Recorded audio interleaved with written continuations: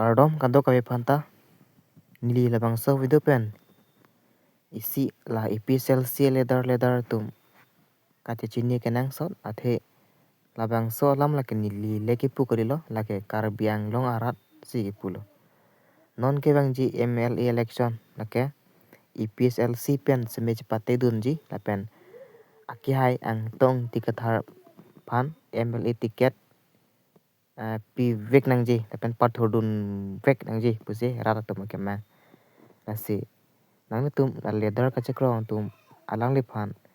MLA bang pathodun vek nai dong si la ang tong ti phan se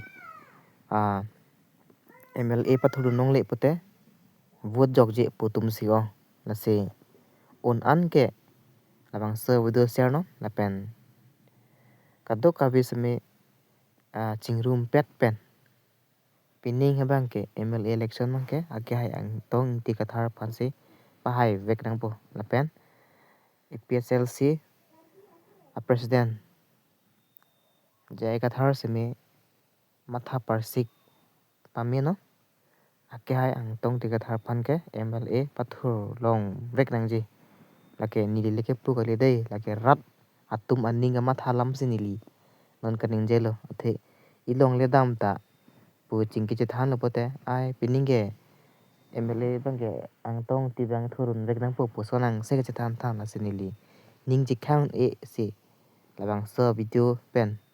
islamic dela lapen nang tum seme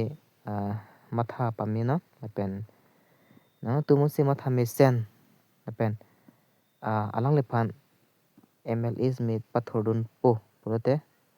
ratum aning sam pikpo nasi